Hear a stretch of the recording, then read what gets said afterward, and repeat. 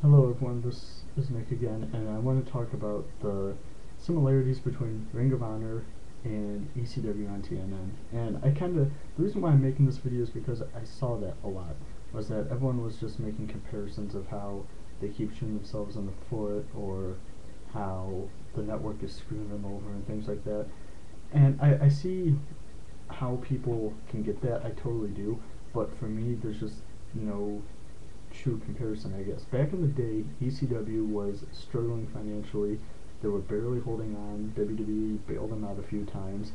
So they went on TNN to expand their awareness, so to speak.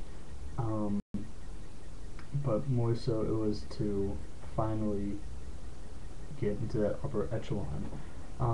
Ring of Honor now has some money financially. They do need more exposure, and they thought, oh wow, here's a TV deal with HDNet. And HDNet at the time was available to Time Warner cable subscribers who had HDTV. But the main difference was that, how can I put this, is that HDTV, or HDNet rather, has a huger platform in a way, in that they're moving with the technology. And so, as more people get HDTV, they're going to tune in. I mean, it does suck because if you have a basic TV, you can't get HDNet. And that was really the main, sorry about that, that was really the main difference. And that ECW on TNN had a crap network who didn't treat them fairly. And now, HDNet's doing somewhat of the same thing. They're not doing completely the same. Well, first off, they dropped Time Warner Cable, so I can't watch Ring of Honor now. But that was okay, because if you went to YouTube and go to youtube.com/ROH Brazil, there was a user, I believe, or like another partner of Ring of Honor, something like that. Basically, this user would upload all the Ring of Honor episodes when they were on HDNet. And that was pretty cool for me, because with my PS3, how you can go online, I would literally sit down and watch Ring of Honor on my TV just like I'd be watching on HDNet.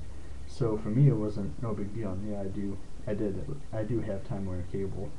So I mean, that was kind of unique to do, but I went in the other day and I went to ROH Brazil's YouTube page just to see if he's still around and posting or whatever. But I guess ROH or HDNet, someone told him not to post them anymore. And because of that, they're losing a lot of viewers very fast. And that is definitely not what Ring of Honor needs, nor do they want. As for, well, any promotion at their stage, really. So I think that the best thing for Ring of Honor is to do right now is just to wait out their contract with HDNet, and it's going to be very tough, but try to get on a more mainstream TV station. Just going with like basic television here, you can't go on Spike because of TNA. You can't go on USA, WGN, or Sci-Fi because of WWE. Now, the main question there is, do you have it exclusively online to where you pay like $5–10 a month and you can watch? Or, because I'll get to that point later, or do you try to go on regular TV? What channels would pick you up? That's the main question. You can't even really go on Bravo because TNA airs on Bravo in Europe. So I'm not sure if they would even have you going on Bravo. Anyway, the only station I could really see picked up Ring of Honor could be A&E. I can sit here all day and really think, but nothing would really come to that. Maybe ESPN would, but like air them way late at night. And, you know, if another sport's on at that hour that's more important, they'd air that instead of Ring of Honor. So it's really tough for them right now. But if I was Kerry Silkin, the owner of Ring of Honor, I would wait out HDNet and really weigh out the possibilities afterwards, which I'm sure he's going to do, obviously. But for me, the main thing I think would be to try to go online, because then that way it opens the doors for so many more options, and that, you know, someone doesn't have to have a set cable provider for them to tune in and watch your product. Now they can actually go online, type in ringofhonorwrestling.com or ROHwrestling.com, wherever the site is, and if they have subscription, they can watch Ring of Honor. So maybe set the prices for like $5 for a month, and maybe like something like $35-40 for a year, however much, you know. I mean, I'm sure it might go up higher, it could go down less, you know, if that's something that they should do. But that would probably be their best possibility. They could go to A&E, or True TV would be kind of cool. You know, that's more of like a crime-based TV station, and people might be like, oh wow, wrestling on a crime station. What about ECW? When that came back, that was a wrestling show on a imaginary make-believe feel TV station. Explain that one. So there's a lot of possibilities, but I would say the best is probably just to go online for a little bit. Obviously, I'm not a business owner, so I can't tell him what to do, but if by some divine miracle, in my opinion, that a TV network was to pick up that had a very huge audience, I can talk today, then sure, by all means go for it. But if they don't, or whatever the case may be, oh well, that'd be kind of cool to see them on G4, but it's kind of the same thing. Not every provider has G4, so I would like to see Ring of Honor on G4.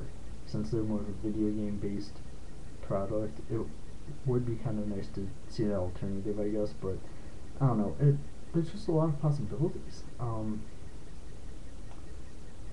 Like I said though, for you to compare Ring of Honor with ECW, to me, I see how you can, but at the same time, it just doesn't make sense, because they're in two really different scenarios. And ECW had a bunch of upstart younger guys, and so is Ring of Honor, no doubt. But at the same time, they also have veterans. Jerry Lynn, they had Caval at one point. They had Bryan Danielson, who's been on for like, what, 12, 13, 14 years. So they had veterans. They had Matt Hardy before. They even had Mick Foley before. So they have some recognizable names. It's just they really have to figure out a nice way to market that in such a unique way.